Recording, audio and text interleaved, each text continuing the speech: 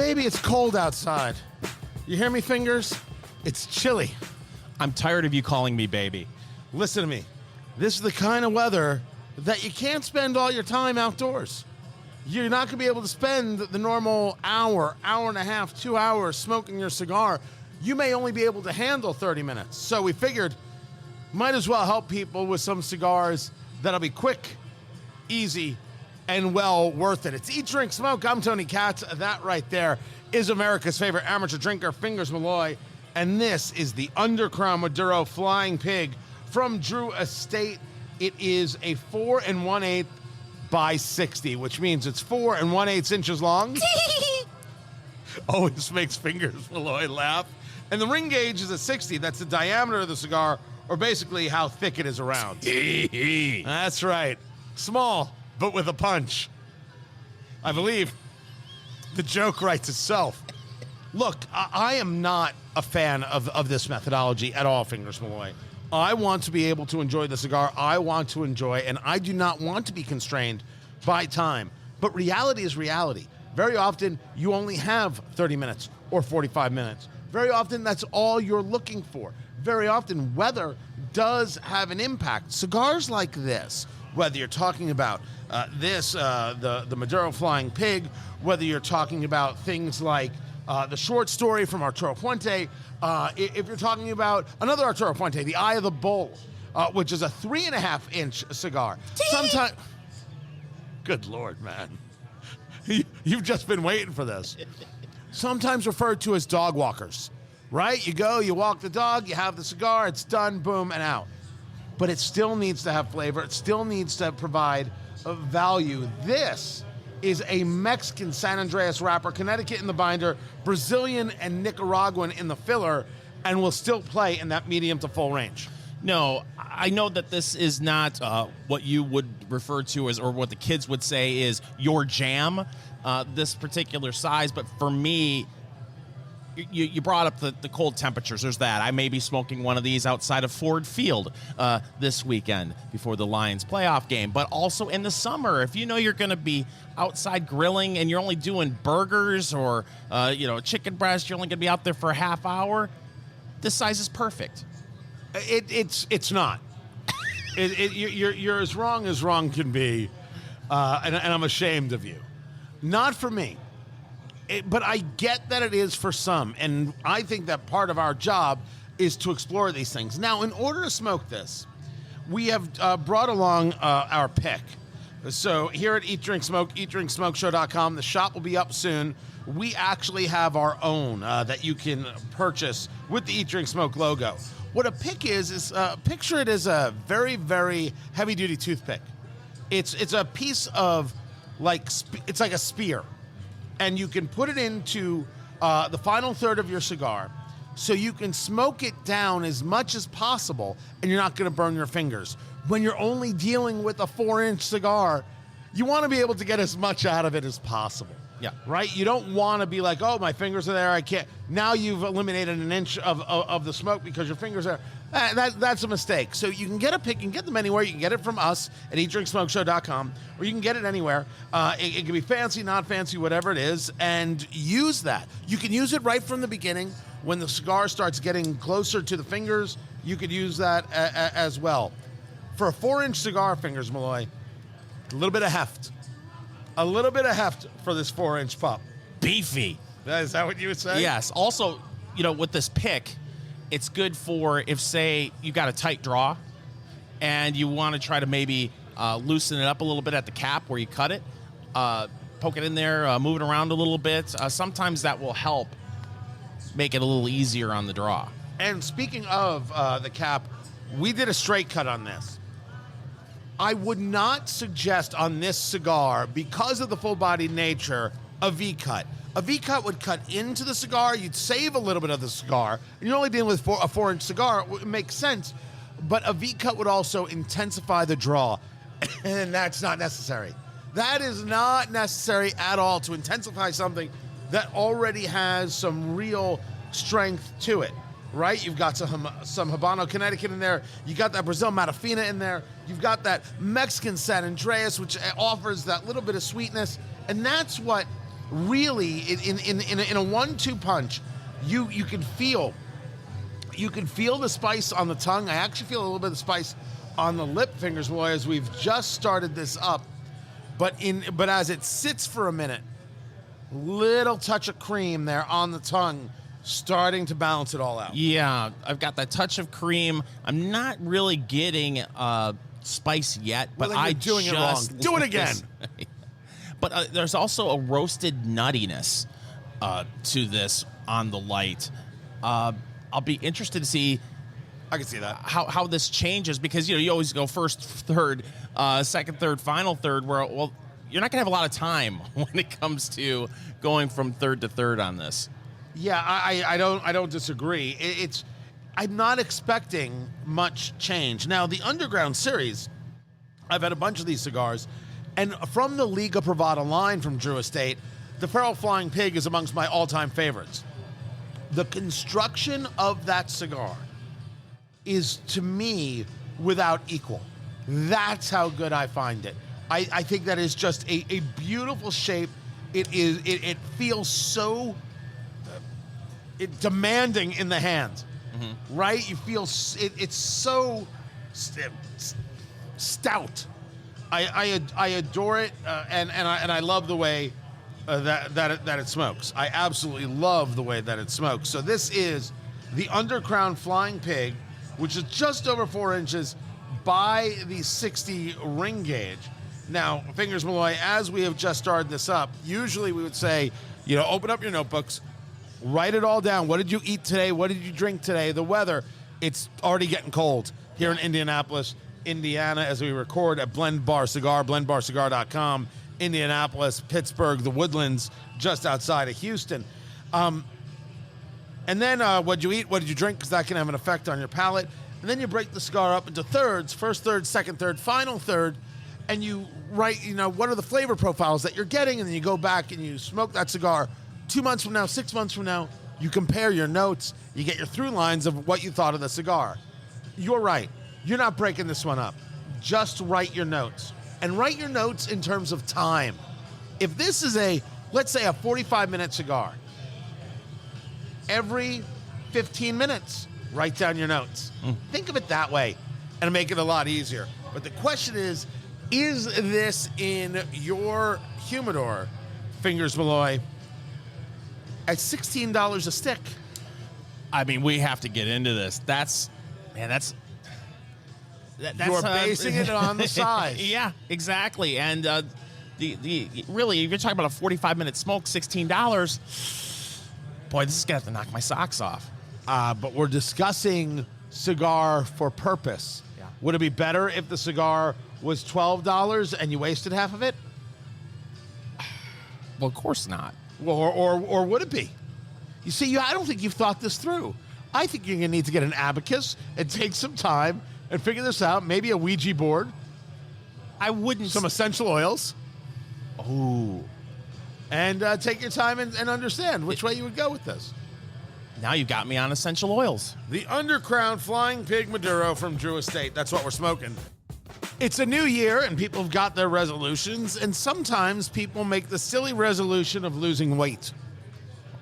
I don't know what you're talking about. Who would do such a thing? Well, not you. Not you. With you, it's every third week being on the Atkins. By the way, how's that going? Down 13 pounds. You're so full of crap. No. You are so full of crap. You know it. I know it.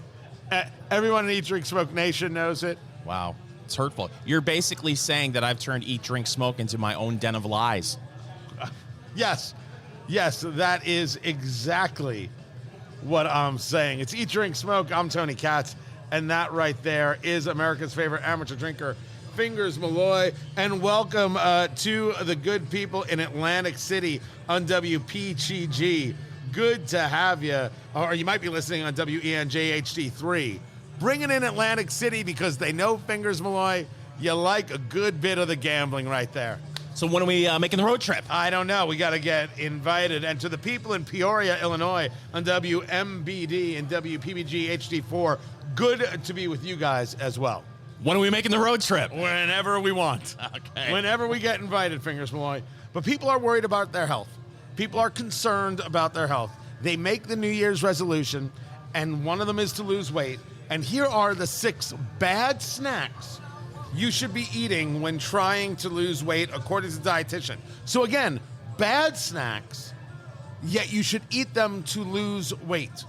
Have you ever noticed that there are times when you don't have a meal that's like a salad, salad, who am I talking to? Or something healthy this or healthy that. You just have like a regular thing, like you feel better the next day? Yes.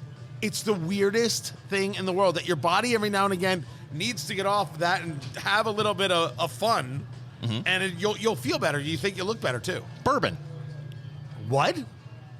I feel better once I have bourbon. No, but I mean like but every day you're having, let's say, like water or maybe like a protein shake. And then when you Water. Yes. I was almost going to tell the worst joke of my life. I was like, no, I like the radio show. I'm gonna keep it.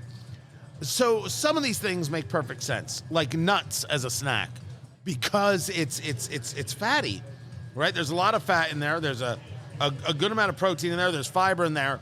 It fills you up, and it's worthwhile. There's only so much I can do. Now, I know you like, we go to restaurants and they have roasted nuts as an appetizer. You'll grab those. We go to restaurants and there are roasted nuts as an appetizer? As an appetizer, and you say... Where, can you name these restaurants that we go to? You say, maitre d', I would like the roasted nuts, please. I believe it's garçon. Oh, there it is. Garçon. Is that a type of nut? Yeah, that's right. Oh, right. okay. It's in the aisle next to the filberts. That's a type of nut right there. But what is if you're going to have... If you're in the grocery aisle and you say to yourself, I would really like some nuts right now. Almonds? Honey roasted peanuts with tons of sugar. Oh, those things are so good. Oh, they're so good. The almond is fine, but I'm partial to the cashew. I am as well, because you could have them as a little snack, but then also it's great on the top of ice cream. Well, you could put anything on top of ice cream, it'll be good. Yeah. Any pecans on top of ice cream, walnuts on top of ice cream, peanuts on top of ice cream. Mayonnaise? I'm like the Bubba Gump of nuts. No, mayonnaise is not a nut. By the way, speaking of ice cream, at some point during the broadcast today, we've got to go over your Ninja Creamy. I am never buying ice cream again. Never. I'm never doing it. I don't need to. Oh my gosh. Did I just successfully sidetrack the segment? What have we been buying ice cream? Like at retail? You suckers. Oh, the Ninja Creamy. I'll go over it because really it's just a super interesting blender. But I'll describe it. Going back to the bad snacks you should have. Chips. Yeah. Having chips as a snack while trying to achieve weight loss can help satisfy a craving for something crunchy and salty. This is the idea of not over-sacrificing. Super important to do.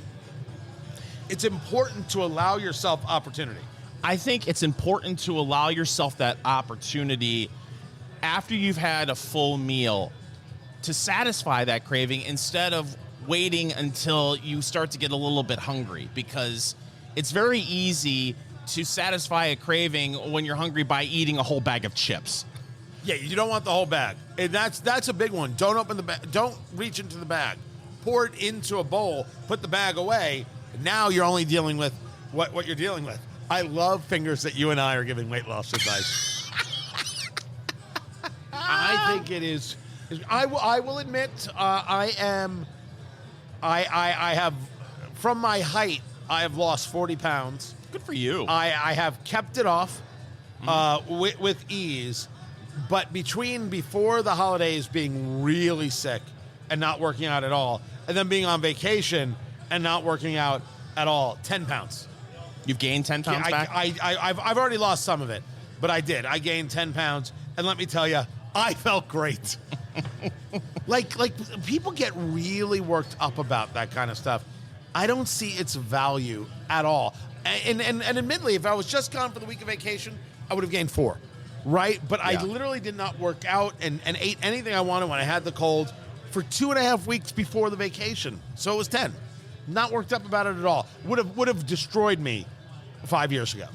Well, once you get back on your jazzercise routine, I'm sure that the pounds will just melt right off. First, I'm a prancer-size guy. I can see that. Because that woman was revolutionary. But it is true that people who are when you're focused on some obscene goal, right, an unattainable goal, you sacrifice, you suffer, you get angry when things don't work, and if you should happen to fall off the wagon, you get mad at yourself. Can we start just admitting that that's a valueless way to live your life? That's just dumb. It's dumb to give yourself unattainable goals. Say the new season of Reacher comes out, and you look at him going and kicking everybody's butt, and you're like, I need to go to the gym. And then you're there for 2 days, and you're not built like Reacher. Maybe that's not a goal you should be setting. My youngest, who when they were just hitting the teenage years, pudgy, not obese, pudgy, looked in the mirror one day and said, "Yeah, I don't want this," and started taking care of themselves. And now it is protein shakes in the morning, and the gym, and hey, I want to get a scale so I can measure how much chicken I'm eating. Oh, wow. And some things, Mom and I are like, yeah, no. You're too young to be worrying about that. Yeah. Are your pants loose? Good. You need to go a size down? Great. Are you stronger at the gym? Terrific. Measuring your portion, did you see your fist? That's the measurement. Have a nice day. You don't need a scale. Protein shakes, let's talk about food. I do navigate being supportive of good for you with a little bit of, hey, don't be over the edge. And I think people do get over the edge. Don't do it. This list of healthy snacks will be at eatdrinksmokeshow.com. Now go get yourself some chips. We've got news of the week coming up. And we're talking about the salty kind too. So this is one of those questions of whether or not you just have an idea of how to change your focus, you're a germaphobe, or you're weird. For fingers, it might be all three. Ouch. It's Eat, Drink, Smoke. I'm Tony Katz. That right there is Fingers Malloy. There's a story from the Washington Post. Should you change your clothes when you get home? And these people say yes. The idea that outside clothes must immediately be swapped for inside clothes upon walking through the door. Now, I never really thought about it, but I will tell you that when I get home, I change. Do you? It's not, I don't put on like an evening coat or anything like that. It's only because I don't have an evening coat. But if I had one, you better damn well believe I would do it. I do. Maybe because when I'm out, there's a cigar involved. Something like that. But first, we're a family that doesn't do shoes in the house. You walk in, shoes are off. I am totally on board with that. Socks, bare feet, the whole thing. Think it's cleaner for the house, much more sanitary. You've been walking around, Lord only knows what you were walking in. You know, it's like Seinfeld. If your belt hits the floor, the belt goes in the trash. So we do that by nature. We absolutely do change. I do. My wife does. I mean, a little more comfortable. We're going to be lounging, the whole thing. Do you have house slippers? I don't, because I don't like slippers. Now, a weird thing, over the past year, I'm always wearing socks. Always, except for sleep. Mm-hmm. That's heresy. Socks when you sleep makes no sense. No. I have mucklucks. Sorry, you can't talk like that on radio. I didn't get the memo. Mucklucks. It was sent via electronic mail. I don't like slippers either, but I do like the mucklucks. What is a muckluck? It's like a very, very, very, very thick sock with it's like a tread? Yes, it's got a tread and it's got lining on the inside. I like to wear those from time to time when, we're going to have frigid temperatures next week. And even though the furnace is running just fine, it still feels cold. So you were saying that one of your one of your people, One of my kids. Yeah. oh, I was going to say people, Yeah. if they won't sleep in clothes they've been out in, like, ever. No. Say if she goes to Walmart and comes home, she doesn't want, quote, her contaminated clothes in her bed. She's right. I think that makes perfect sense. That's absolutely correct. Listen, But that's one thing. That's going to sleep. I think everybody would agree there. It's, do people come home and immediately change their clothes? I am that guy. I do when I leave a cigar bar. Or if I'm in a situation where I know I'm in an environment where everyone can smell me and they know, like, you're not going to come home from the gym and just be hanging out in your gym clothes for the rest of the day. I can see showering and changing. But say if it's a Saturday and I go antiquing, and then I come home from the antique store, I don't change my clothes. I'm sorry. Antiquing? Yes, I like to go antiquing. What does Fingers Malloy look for when he's antiquing? I'm glad you asked, Tony. So, what I did last weekend... Oh, gosh. We don't rehearse this, right? No rehearsal. I went to the antique store. I got a new humidor. It's a 300-stick humidor. It's got the heating. It's got the cooling, the whole 9 yards. It looks like one of those wine refrigerators that you can That's go buy. not an antique. Let me finish. I don't want it sitting on the floor. I want it on a little table. So I was looking for, at the antique store, a table that I could buy instead of going on Amazon and just getting some sort of end table. Because the thing's 45 pounds. But I want it off the floor. I don't want to have to get down on one knee to grab a cigar. So last weekend I went antiquing looking for a little table. Is that right? I didn't find one. To my liking. In my price range. What was your price range? I wanted to stay under $200. Oh, I thought you were going to say $5 to $7. Yeah, under $200. I didn't find Good one that I Lord. liked. What kind of table is this?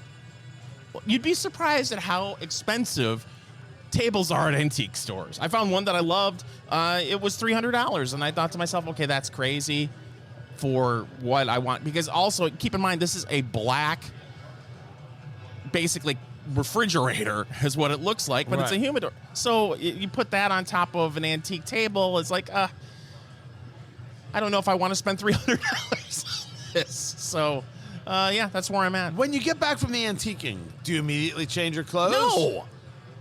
No, why would I? What's going on in these antiques? What's going on? So you'll sit in the official Fingers Malloy Barca Lounger. Yes. After you've been a hard day of antiquing. What am I, Prince? What is Tina Turner? We got to have 17 wardrobe changes in a day? So, by the way, both gone too soon. You, after a busy day of antiquing, don't change your clothes before you sit in the Barca Lounger? No. And settle in to watch some Lions football? No. I take off my shoes. But what is going... I don't understand. What are you people doing in public? I'm walking around. Okay, if I broke a sweat, I can see showering and changing clothes. But on a winter day in Indianapolis in January... I walk in, I got a sweatshirt on or a coat, come home, take the coat off.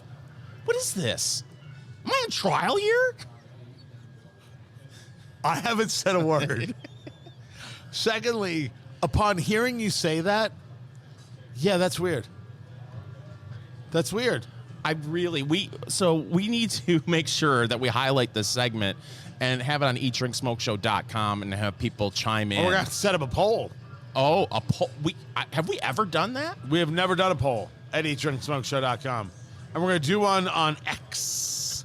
And we're going to do it anywhere they allow polling. Yeah, no, I hearing you talk with reckless abandon how you'll let other people's filth invade your Barker Lounger. Good Lord. I'm starting to think that you're very wrong. Well, here's the other thing that you need to consider. I went to the antique store wearing a T-shirt with a long sleeve T-shirt underneath it and comfortable pants. Jeans. That's sensible slacks, wasn't it? Yeah, sensible slacks. I'm sure you know, Tony wears a three-piece suit most of the time when he's out. He's wearing one right now. So you go home after going to Kroger in your suit. I can see where you would change your clothes. Did you know that, like, so I am very comfortable in the quarter zip. That is my preferred. Did you know I'm actually thinking of changing the wardrobe to be suit 24/7? Why would you do that to yourself? Because in a world that thinks that casualness is acceptableness, I believe I, like William F. Buckley, have to stand to thwart history yelling stop. I don't see the sense in putting on a suit to go get a quart of milk at the local Kroger. Yeah, I would never buy it by the quart. That didn't make any sense. Half gallons, people. Oh, okay. Half gallons. Just enough for everybody to use, not enough for anything to spoil. That's I have done the science. I saw that on a bumper sticker once. So that is, I had not considered this, and other people putting time into it. Yeah, you change your clothes when you get home. Wow. You know, it's Letterkenny. You don't hang around your barn clothes. What is this? I don't know what's going on. I don't. Maybe I'm just so inactive when I go out. It's not a big deal when I come. Apparently, people are going to the store, rolling around on the floor, and going home, and they feel like they have to change their clothes. All I know is you're so defensive about this, your voice has gone up 12 registers. I'm just confused. That must be it. Sometimes Fingers Malloy brings us a little treat.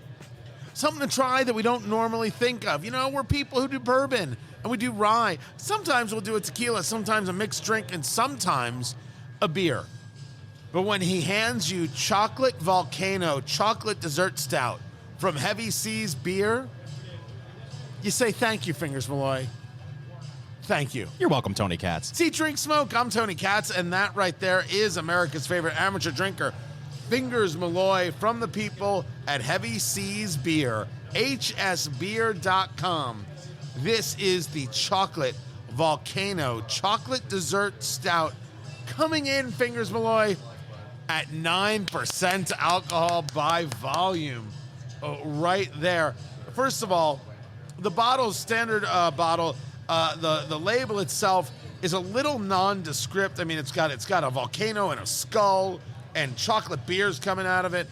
But honestly, this looks like a label I printed out on my old Hewlett-Packard desk jet right there. From the label, I am unimpressed, Fingers Malloy. Wow. But wait, looks can be deceiving. Don't judge a book by its label. I think was said once. You are wise behind your years. But I don't understand the skull on the label for, let me read this, chocolate dessert stout. Yeah. With skulls together at last. They make a series of beers of all different kinds, year-round stuff. A fair amount of IPAs, 4 different IPAs under the Cannon, the loose cannon, the hazy cannon, the Tropicannon, and the double cannon. Then they've got a hazy double IPA. But over here, the blonde ale, the lager, and the chocolate stout. They also make a Vienna-style lager. Fingers, why this? What? Aside from chocolate stout dessert beer. I think you just answered your question. I did answer my own question. To be fair, also, apparently the skull is part of the Heavy Seas Beer logo. So that's why it's there. I discovered that my local liquor store did curbside pickup. And let's just say I got a little crazy right before New Year's Eve and ordered all the stout. You just wanted to see how well that curbside pickup really worked? And it worked very well for me, my palate, not so well for my checking account. I went crazy. I got like 9 different stouts. Brought them home. And I also got what I felt like was the last bottle of Benchmark Oh, the eggnog. The old number 8. Yes. So it was a good New Year's Eve. Admittedly, the benchmark eggnog has the bourbon already in it. It's terrific. It is just terrific. But let's do this. First of all, that is black. Yeah. That is not brownish black. That is like amber black, right? There's a little bit of red in that. Secondly, sticks to the glass a little bit. But that nose is Candy Kitten. Candy Kitten? It's a new game from the makers of Candy Crush. Oh, I was going to say I saw Candy Kitten open for Spice Girls in '98. It was a fantastic show. Oh, is that right? Yeah. I saw Candy Kitten open up for Monique. It was a club. It's not a thick stout. It is a thinner. It's almost like a porter to me. But that nose is delicious. Wonderful. And it's not overly chocolate. It's just more of a sweet, even a touch graham cracker. I could see is that. Where I'd go on that. I could see that. But this is, I'm going to be very interested to see what your thoughts are on it, especially at that higher alcohol by volume percentage, 9%. A Guinness, I believe, is about 4. So it's going to pack a little bit of a punch. But I also know, for me, this is more in my wheelhouse because I have a sweet tooth and I like a higher alcohol by volume beer. I'm in. I'm all in. I'm ready to go. Fingers Malloy? You go first this No. time. No. It has to be you. Okay. Fingers Malloy, are you ready for this? I've been ready for this all day. It is the Chocolate Volcano Chocolate Dessert Stout from Heavy Seas Beer, hsbeer.com. Fingers Malloy. It's wonderful.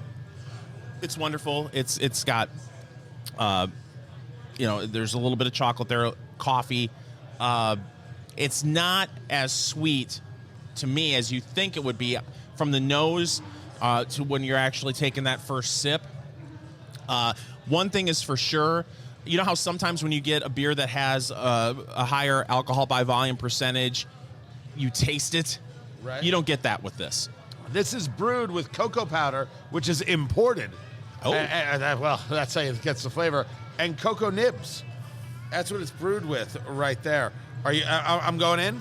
Go in. The chocolate stout here, the Chocolate Volcano Chocolate Dessert Stout. I'm going in. Here we go. He's going in, ladies and gentlemen. He's doing what we like to call the Saginaw Swish.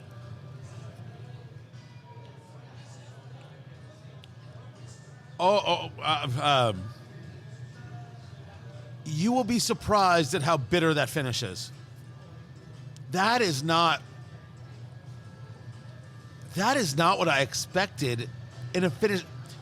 Okay, this is going to sound stupid. It is, you get the sweetness, you get a little bit of that chocolate for sure. You're getting that stout porter kind of feel. And then just when you expect to get to that second level, it cuts off like it's the end of The Sopranos and you realize you're the guy who just got whacked. Boom! It's done. That's the weirdest thing in the world. It's not nearly as sweet as you think it's going to be when you're all done with that sip. It's like, oh, it's sweet. Oh. No. And then it's gone. Yeah. And then it's gone. That's super weird. And doesn't a little bit now in the throat, I can get it. A little bit now in the throat, I can get the stout feel. Mm-hmm. All right, now I can feel it on the tongue. Oh, that's tasty. The best way I could describe it in terms of it cutting off. Cutting off is exactly correct. It is much cleaner of a stout than I was expecting. Mm-hmm. And that's kind of worthwhile. You know what I mean? You don't have all of that aftertaste. It's not this massive lingering presence. Yeah, for me, it comes in a 6-pack, and I believe I paid about $10, $11 for the 6-pack.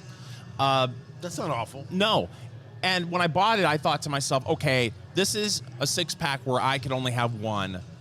When I bought it, I'm thinking this is going to be really sweet. It's not going to be something that you could drink more than one of. I could have 2 or 3 of these. Ooh, I don't know. I don't know if I could do 2 or 3. Nah,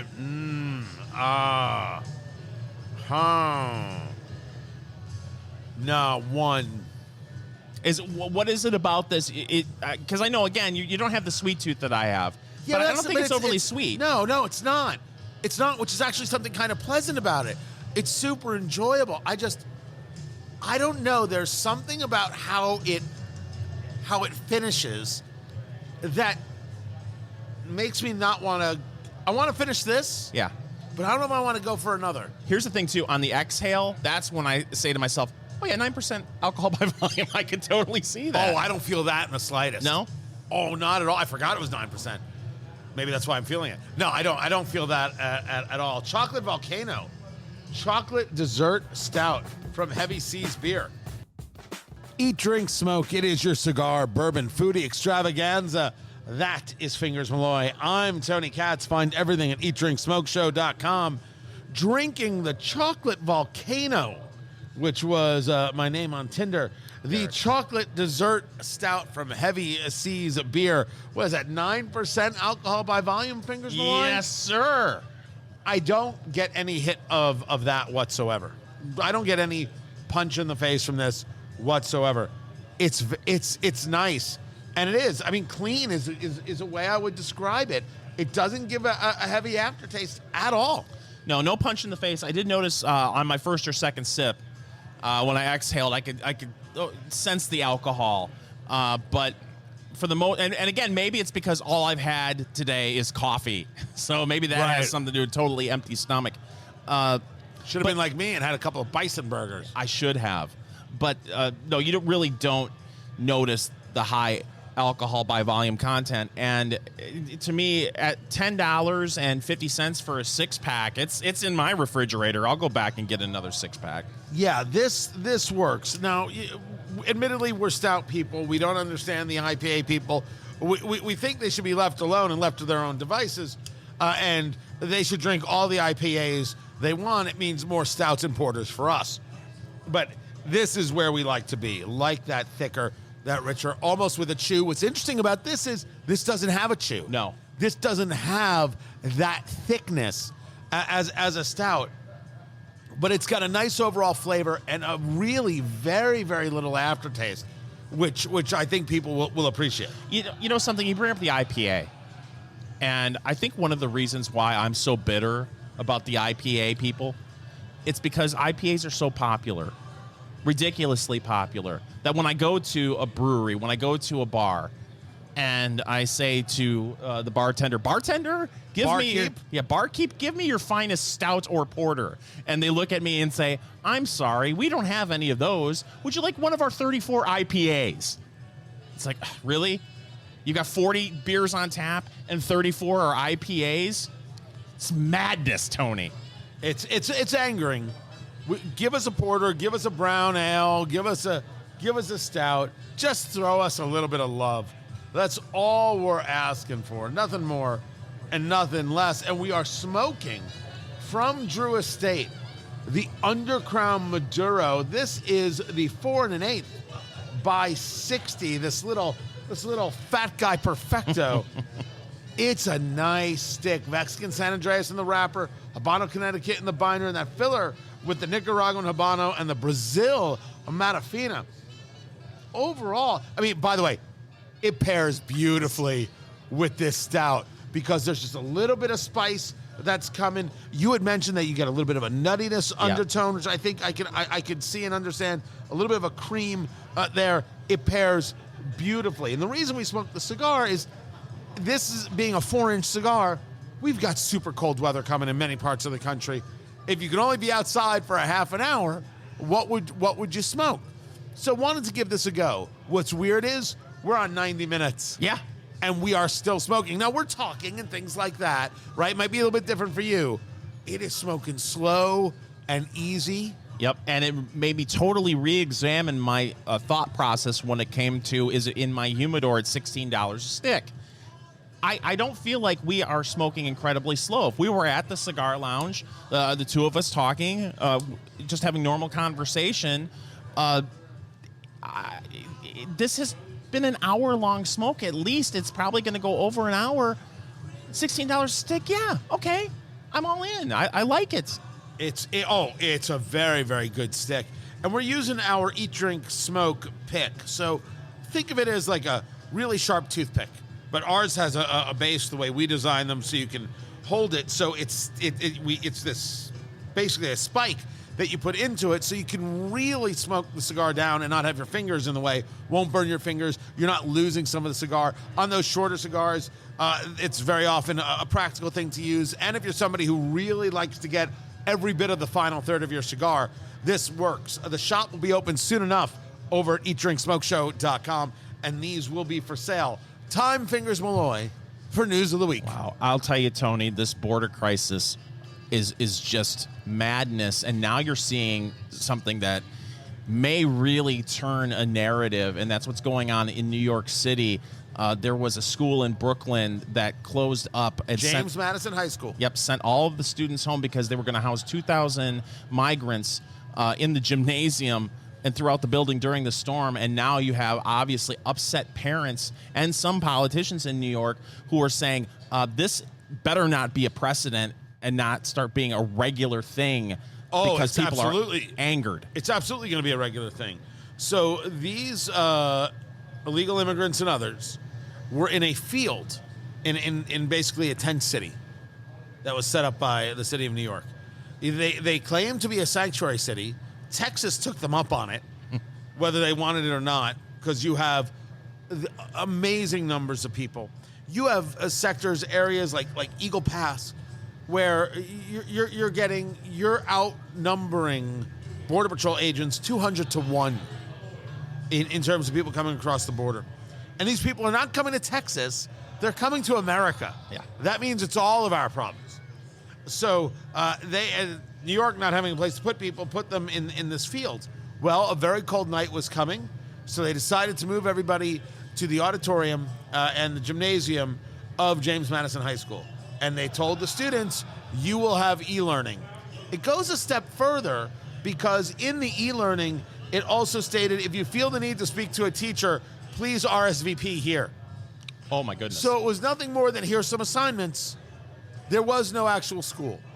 When this happens, parents have to take days off work. Some of them can't afford to take days off work.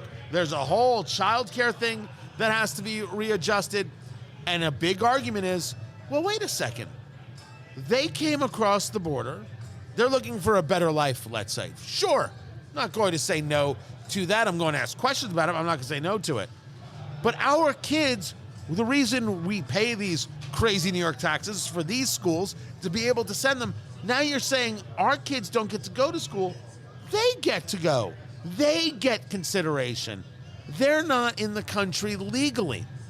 And it's fascinating to see parents who have voted a certain way their entire lives all of a sudden see what happens when you vote a certain way your entire life. They are now dealing with the result. They've never actually had to, in any visceral way, touch the decisions they've made, possibly politically. Maybe they paid more taxes, maybe they've gotten less services, but you can complain about it and move on. Here, their kid was affected, and for a lot of these people, it's the first time it ever happened. So never mind their complaining and worrying about setting precedent. It absolutely set precedent. It's going to happen 100 times this winter. Will they change and change who they vote for and actually demand border policy that ensures smart, valuable, legal immigration for economic issues and humanitarian issues, and absolutely do everything possible to put an end to illegal immigration and the overwhelming of the system?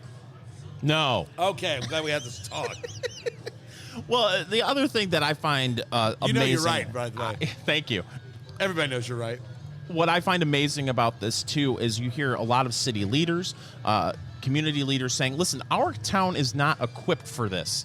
As if small little border towns in Texas are totally equipped to be able to handle all this. It was, whatever your politics are when it comes to this, you have to at least admit this was actually a stroke of genius to tell these sanctuary cities, okay, you claim to be a sanctuary city. How about you get a taste of what we've been dealing with for decades? And they don't like it. They're appalled. They're dismayed, and they're throwing everything up. But some of them are at least speaking about why on a federal level we aren't doing something. And be clear, Joe Biden, the president, is in charge of immigration policy, and his policies are bad policies. Congress could create new policies, Democrats and Republicans, and they haven't. And it's been decades. There is blame to go around everywhere. And all we want there are already sensible solutions out there, not comprehensive immigration reform, but targeted policies that would work. We just need a Congress willing to do it. It's an end of an era in New England and Seattle and Alabama. And football in 2024 will be much, much different. It's Eat, Drink, Smoke. I'm Fingers Malloy. He's Tony Katz. Find the book, Let's Go Barbecue, over at Amazon.com. If I've said it once, I've said it once. January is the perfect time to barbecue. Agreed. Science. Straight up facts. Amazon.com for Let's Go Barbecue. Bill Belichick and Robert Kraft. They got together in, I'm guessing they went to Benihana. Right. Had a meal. They didn't go to a massage parlor? That's after. You have the meal first, and then you go to the massage parlor. Everyone knows that. The Latvians know it. The Russians knew it. And now you know it. They went to Benihana, and they looked at each other and said, it's been wonderful. We've had a time. But all good things must come to an end. Bill Belichick will not be the coach of the New England Patriots in 2024. Tony, I know you're a huge Belichick fan. Your thoughts? He cheats. Deflategate was real. He cheats. I don't think I care.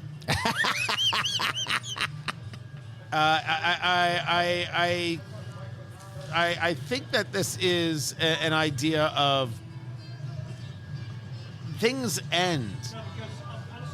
They end, and eventually this was going to come to an end. So it was now or 2 years from now when he had 3 losing seasons, and that was it. So why not now? Well, the question is, when should you decide to call it quits? Like Jerome Bettis, the running back for the Pittsburgh Steelers. He walked away right after his Super Bowl victory in Detroit and said, okay, I'm done. This is a good way to ride off into the sunset. But then you have coaches like, Belichick here, to a certain extent, Tom Landry in Dallas, where it ended kind of on a bad note. You're a winner for so long, and things kind of go awry, and that's the end. Here's my question for you, Tony, because, I mentioned Bill Belichick, and of course Nick Saban announced that he's going to step down as the head coach of Alabama, and Pete Carroll had a good run in Seattle. But let's focus on. But wait, Pete Carroll is going to stay in Seattle, just not as the head coach, right? But let's stick with Belichick and Saban for a second. Of course, these are premier jobs. I mean, Alabama, my goodness, what a great job in college football. New England Patriots, great legacy. But do you really want to follow a legend? That has been brought up to me. And the answer is, if I could be a head coach in the NFL, I don't care who I follow. I'll follow Don Shula. I'll follow Tom Landry. I'll follow Curly Lambeau. I will follow Wayne Fonts. I don't care. It doesn't mean anything to me. If I can be a head coach in the NFL, bring it on. It's interesting you bring up Wayne Fonts because he was announced as the new head coach of the New England Patriots. That is not it. Is he still alive? Yes, he is. Living in Tampa. He's in his early 80s, still smoking his cigars. That's why I make sure when the Lions win, I pay tribute by going to Instagram and posting my Wayne Fonts victory cigar whenever the Lions have a victory. So, yeah, he's still alive. But it's interesting. If you're an organization where of course, Robert Kraft wants to win. Listen, I'm not a New England fan, obviously. Honolulu blue and silver. Courses through my veins. Is it true that the Detroit Lions made the playoffs? They're hosting their first playoff game in 30 years, Tony, as a matter of fact. They're taking on the evil Los Angeles Rams. With Matthew Stafford, who I believe before the Los Angeles Rams and before he won a Super Bowl there, played for the Detroit Lions. The evil Matthew Stafford is coming back. And by the way, you bring this up, and I believe I stated on this radio show 6 months ago that this is exactly what was going to happen. The Lions were going to win the division and host the Rams in the playoffs in the first round. I also predicted that Matthew Stafford would throw for 500 yards and 5 touchdowns, which would be the most Detroit Lions thing ever if that were to happen, for him to come back and crush the hopes and dreams of Lions fans. Lions Nation, Tony, that seems just about right. So, right. But you're absolutely right about it's one of 32 jobs. If someone offers you the job, you take it. But man, those are big shoes to fill. You're wrong approach. Wrong approach. First, we have to be clear that Bill Belichick is going to be back as a coach. He is something like 14, 15 wins away from passing Don Shula, former Dolphins coach, on the all-time wins list. It's clear he wants it. I don't think there's any question that he wants it. Secondly, big shoes to fill my butt. You go and you coach, and it works out or it doesn't, and that's the way it is. If you are an elite head coach to the point where you are a coordinator in the National Football League or a former head coach, yeah, you want that gig. You have the ego. You're saying to yourself, I can fill those shoes, and I will fill those shoes. But you bring up an interesting point about Belichick. He's not done. And a lot of people are speculating that the team to watch is the Dallas Cowboys. If the Cowboys poop the bed in the playoffs, they'll replace Mike McCarthy? Jerry Jones was asked about Mike McCarthy's job status, and he said, well, I'm paraphrasing, let's see how the playoffs go. No. You don't think Jerry Jones, if, say, the Dallas Cowboys are the number 2 seed, they are hosting the Green Bay Packers, and by the time most people maybe catch the show, this game will already have been played. If the Packers beat Dallas and they have another big playoff failure, I could totally see Jerry Jones saying, Mike, it's been real, it's been fun. I'm hiring Bill Belichick. And is Bill Belichick going to turn down Jerry Jones to coach it's the Dallas Cowboys? As much as I love Texas, I'm not a huge Cowboys fan, obviously. It's the premier team in the league as far as legacy goes. They call it America's team for a reason. He'd be all over that, and I'm sure Jerry Jones would probably pay him a pretty nickel to be the coach of the Dallas Cowboys. Well, I don't care. I don't care. Let him coach. Let him coach the Cowboys. Whatever. Is this because the Colts got knocked out in the worst way possible? Is that what this is? They didn't get knocked out in the worst way possible. They didn't win. And your backup quarterback couldn't do it down the stretch. You were running like mad. You ran out. Jonathan Taylor at 188 yards. I don't even mind the 4th and 1 play. It's fine by me. Totally fine by me. I don't have an issue with it in the world. It's the second year in 3 that the Colts were win and in the playoffs and didn't win. And that's sad to see. Yeah. And I think fans should be angry. And they should be like, well, it's better than we thought we'd do. You were winning in. You were 4 points away. What are you talking about? What are you okay with? Right? I'd like a little more killer instincts, please. But I don't care where Bill Belichick coaches. I'm just not one of those guys. Record, not record, whatever. I guess I don't know why I'm not moved by it. I should be, right? Are you more moved by the Saban leaving or Belichick? I'm not moved by that either. I'm not. You're just ready to move. Maybe I'm dead inside. Maybe that is it. The chocolate Volcano chocolate dessert stout from Heavy Seas Beer. That is a nice little bit of stout right there. And this Maduro, the Undercrown Maduro, this Perfecto, 4 1/8 by 60. We're still smoking it. $16 a cigar, I'll do it. Me too. Not a box, but a couple for the right moment. For me, that moment's pretty rare, though. Pretty rare, but this has lasted a while where maybe it'll only last 30 minutes for you. Find everything at eatdrinksmokeshow.com. Stay warm. This is Eat, Drink, Smoke. Follow Eat, Drink, Smoke on social media, on Twitter at Go Eat, Drink, Smoke, on Facebook, facebook.com/Eat, Drink, Smoke, and Instagram at Eat, Drink, Smoke Podcast.